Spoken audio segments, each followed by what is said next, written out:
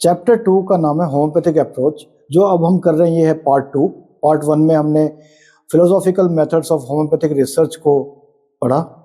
अब हम पढ़ेंगे scientific methods of homeopathic research. Scientific methods हम देखेंगे कि ये एक प्रोसेस है जो कलेक्शन ऑफ फैक्ट से लेके एप्लीकेशन ऑफ लॉज तक जाती है। तो ये कैस्केडिंग टाइप है। फर्स्ट हम करेंगे collection of fact, then arranging the data, then understanding the data, then making of concepts and hypothesis, then verifying hypothesis, then making laws, then application of laws. ये सारे प्रोसेसेस हम देखेंगे कि doctor Hahnemann ने भी follow किया और homeopathy में ये सारी चीज़ें फॉलो हो सकती हैं, होती भी हैं। तो कलेक्शन ऑफ फैक्ट्स, इसमें हम देखते हैं कि ये 3 चीज़ों को इंक्लूड करता है: identifying the problems, revising preliminary hypothesis और कलेक्टिंग एडिशनल फैक्ट्स।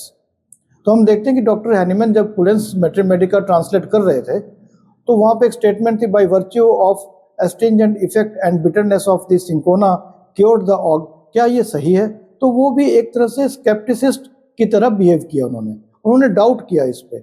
जब उन्होंने डाउट किया तो उन्होंने वो सिंकोना बार्क के फ्यू ड्रॉप्स को पी के देखा।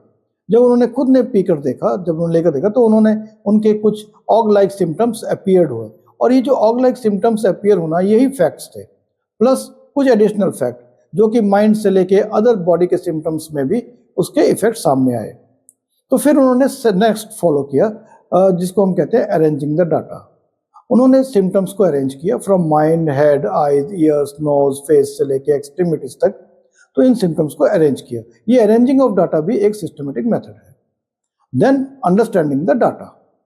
अब इसमें सिम्टम्स को अंडरस्टैंड करना, जो ट्रू सिम्टम्स को है उसको अंडरस्टैंड करना, ये बहुत जरूरी होता है। डॉक्टर हैनीमैन ने वही चीज की। जो मॉर्बिड सिम्टम्स है वही उनको समझते हुए उन्हीं को ही कलेक्ट किया, उनको अंडरस्टैंड करते हुए सिर्फ उन्हीं को ही कलेक्ट किया। यही एक्चुअल फैक्ट्स ऑफ ड्रग्स है। Then making of concepts and hypothesis.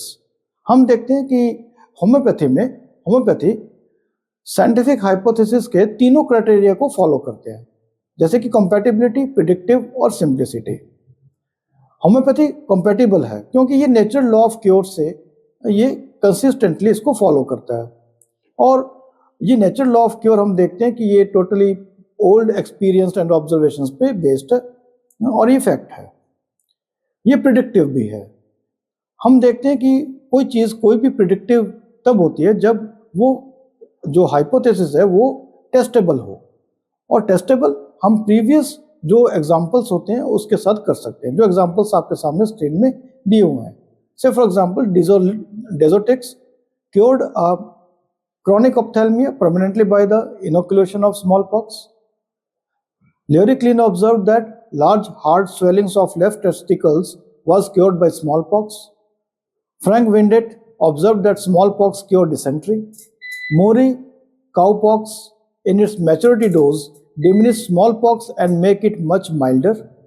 And Sir John Hunter had already observed that two similar fevers cannot coexist in the same body. तो इसीलिए हम कह सकते हैं कि लाइक क्योर्स लाइक। तो प्रिडिक्टिव भी है। जब भी आगे कोई सेम डिजीज एक साथ आए तो हम कहेंगे कि जो मोस्ट स्ट्रॉन्गेस्ट डिजीज जो है वो दूसरे डिजीज को ये ठीक कर सकती है। ये प्रिडिक्टिव है। लेकिन if a hypothesis is inconsistent with some well attested observations well attested है, लेकिन फिर भी अगर इनकंसिस्टेंट है, that hypothesis has been falsified, तब हम उसको फॉल्सिफाई करते हैं एंड मस्ट बी रिजेक्टेड। तो ऐसा तब माना जाता है जब हम देखते हैं कि दो ऑपोजिट पैथी जो है वो एग्जिस्ट करती है, जैसे कि homeopathy and non homeopathy. Non homeopathy में एंटीपैथी, आइसोपैथी, एनेंशियोपैथी और एलोपैथी, हम इनको लेते हैं। अगर इनके जो थ्योरीज हैं वो एग्जिस्ट करती है और होम्योपैथी थ्योरीज जो ऑपोजिट है इसके वो भी एग्जिस्ट करती है, तो दोनों थ्योरीज एक साथ एग्जिस्ट कैसे करती है? तो इसके लिए हमें एक क्रूशियल एक्सपेरिमेंट को सेटअप करना चाहिए। और एक क्रूशियल एक्सपेरिमेंट में कई बार हम देखते हैं कि कुछ चीज़ें जो है वो इम्पॉसिबल है फॉलो करनी, जैसे कि होम्योपैथी में ब्लाइंड ट्रायल्स को फॉलो करना। तो हमें उसके लिए एक ब्लाइंड ट्रायल्स की जगह कुछ ऐसा सेटअप भी हमें करना पड़ता है जो दोनों को इक्वली जस्टिफाई करे। सेकंड, हम देखते हैं कि ड्रग डायनामाइजेशन की थ्योरी में को हम कंफर्म कैसे करें। हमें अभी न्यू इंस्ट्रूमेंट्स की जरूरत है, न्यू टूल्स की जरूरत है जो इस थ्योरी को कंफर्म कर सके।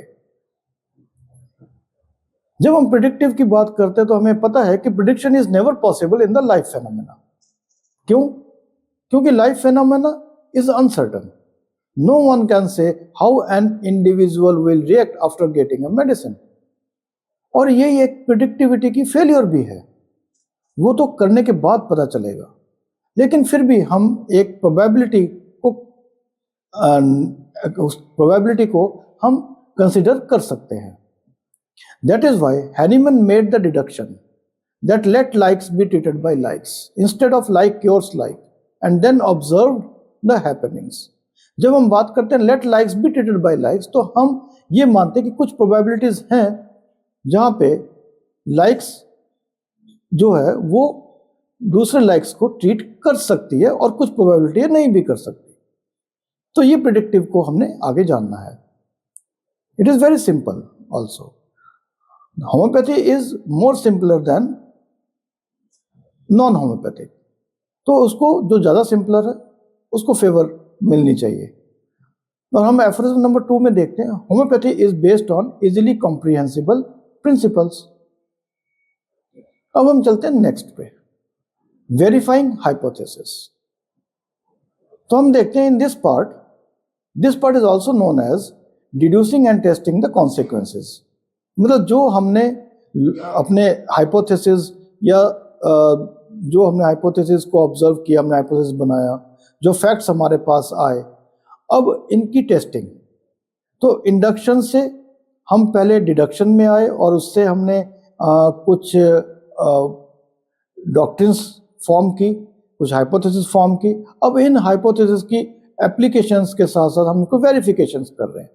और ये जो वेरिफिकेशन करते हैं ये दो तरह से कर सकते हैं हम, डायरेक्ट मेथड और इनडायरेक्ट मेथड। इनडायरेक्ट मेथड को हम दो टेक्निक से कर सकते हैं, लॉजिकल टेक्निक और मैथमेटिकल टेक्निक। आने वाले लेक्चर्स में हम इस डायरेक्ट और इनडायरेक्ट दोनों को ही हम समझेंगे कि कैसे हम वेरीफाई कर सकते हैं। जब हम वेरीफाई कर लेते हैं तो उसके बाद आता है कि हम अपने लॉज को बना सके, हम डिफाइन कर सके।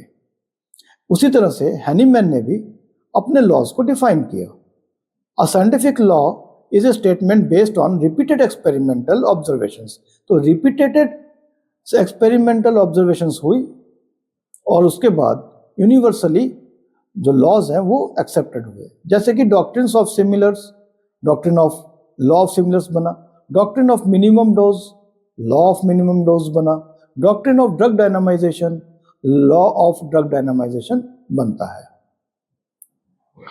देन हम इन लॉज को बनाने के बाद एप्लीकेशन करते हैं इन लॉज की इन क्लिनिकल साइड। तो once the doctrines are framed, logically and statistically proved, universally accepted, application of these laws shows similar results. तो मैं आपके सामने ये कुछ एग्जांपल्स रखता हूं। जैसे लॉ ऑफ सिमिलर कैसे अप्लाई होता है, ये आप एग्जांपल देख रहे हैं। Anxiety was found in 80% of arsenic album प्रूवर्स। Anxiety 80% arsenic album के प्रूवर्स में मिला और इसीलिए हमने इसको शायद एक कैरेक्टरिस्टिक सिम्टम जो है वो कंसिडर किया। जब हम एक क्लिनिकल स्टडी करते हैं, हम देखते हैं कि क्लिनिकल स्टडी में 100 पेशेंट्स ऑफ आर्सेनिक एल्बम, उनमें 75 हैड एंजाइटी। तो हमारा क्वेश्चन बनता है, can we consider anxiety as a characteristic symptom of arsenic album on this observation? जब हम कैलकुलेट करते हैं जेड टेस्ट तो हम देखते हैं जेड की वैल्यू यहाँ पे 1.15 आती है। तो जेड की वैल्यू, क्योंकि ये लेस देन 1.96 है, इसीलिए हम ये कह सकते हैं कि anxiety is considered as a characteristic symptom of arsenic album. ये कैलकुलेशन हम बाद में पढ़ेंगे। मैं आपको सिर्फ यहाँ ये बताना चाहता हूँ कि कैसे ये लॉज ऑफ सिमिलर से हमारे जो लॉज हैं वो अप्लाई होते हैं statistically. Therefore when the symptoms are similar the cure happens. ऐसा हम कंक्लूजन, ऐसा हम एक इन्फेरेंस निकाल सकते हैं। Application of law of minimum dose. तो यहाँ पे एक सामने एग्जाम्पल है, sulphur 1 mg 1 dose given to 35 patients suffering from chicken pox. 35 patients हैं चिकन पॉक्स के, उनको सल्फर 1 mg एक डोज दी गई। इरप्शंस इंक्रीज्ड एब्रप्टली इन 20 पेशेंट्स। इन 35 पेशेंट्स में इरप्शंस जो है वो एकदम से निकलती है with in 24 hours. In another study eruptions gradually increased after administering placebo in 30 patients. जिनको प्लेसिबो दी गई उसमें इरप्शंस जो है वो धीरे धीरे जो है वो इंक्रीज करती है। Chicken pox eruptions disappeared within 15 days in all patients in both studies. दोनों ही स्टडीज में चिकन पॉक्स के इरप्शंस जो है 15 days में डिसअपीयर हो जाते हैं। Now find if the difference observed in two studies, मतलब कि जिनमें हमने सल्फर 1 mg दी और जिनको हमने प्लेसिबो दिया, इन दोनों स्टडी में ये जो डिफरेंस है क्या ये बाई चांस है और ड्यू टू सम इन्फ्लुएंस है। इस स्टडी में भी जब हम Z टेस्ट करते हैं तो यहाँ पे Z की वैल्यू आती है 5.126। हम ये देखते हैं कि 99% कॉन्फिडेंस लिमिट में भी Z की वैल्यू जो है वो मोर देन 3 है। तो यहाँ पे हम कंक्लूड कर सकते हैं कि abruptly increase of eruptions were due to sulphur 1 mg। Therefore हम यहाँ से ये टोटल कंक्लूजन ऐसे स्टडीज से कर सकते हैं कि हाई डाइल्यूशन मींस 1 mg जैसे कि and single dose minimum dose हो गया ये एक्ट्स क्विकली।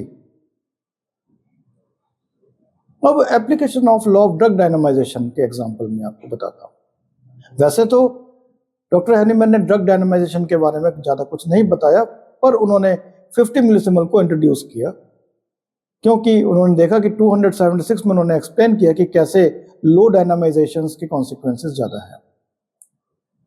तो हम यहाँ देखते हैं कि इन ए study 3 groups of 20 patients in each were administered Brineia alba 0/1, 30 and 200। 20 patients के 3 ग्रुप्स हैं जिसमें एक को Brineia alba दिया गया 0/1, एक को Brineia alba 30 और एक को Brineia alba 200 पोटेंसी में दिया गया। Relief was noted in 20, 10 and 6 cases. Brineia alba 0/1 में 20 पेशेंट्स ठीक हुए, Brineia 30 10 पेशेंट्स में ठीक हुए और Brineia 200 लेने वाले जो है वो 10 केसेस ठीक हुए। Is this difference due to potency of Brineia alba और बाई चांस? ये क्वेश्चन। जब हमने इसका की स्क्वायर टेस्ट किया तो हमने पाया कि की स्क्वायर वैल्यू जो है वो 8.6 आती है और 8.6 जो है ये more than 5.99 in at 95% confidence limit है। तो इसका कंक्लूजन निकला कि the difference is in relief is due to the differences in potencies. तो इसका मेन कंक्लूजन क्या निकलता है फिर? Therefore potency differs. तो इसी तरह से हम साइंटिफिक मेथड्स को अप्लाई करते हुए हम होम्योपैथी को जस्टिफाई कर सकते हैं। हमें as a researchers, homeopathy researchers, हमें फिलोसॉफिकल मेथड्स का भी और साइंटिफिक मेथड्स का भी ज्ञान होना, इंफॉर्मेशन होना बहुत जरूरी है। अदरवाइज हम होम्योपैथिक रिसर्च सही तरीके से एथिकली, एस्थेटिकली, लॉजिकली, एपिस्टेमोलॉजिकली और साइंटिफिकली नहीं कर पाएंगे। Thank you very much.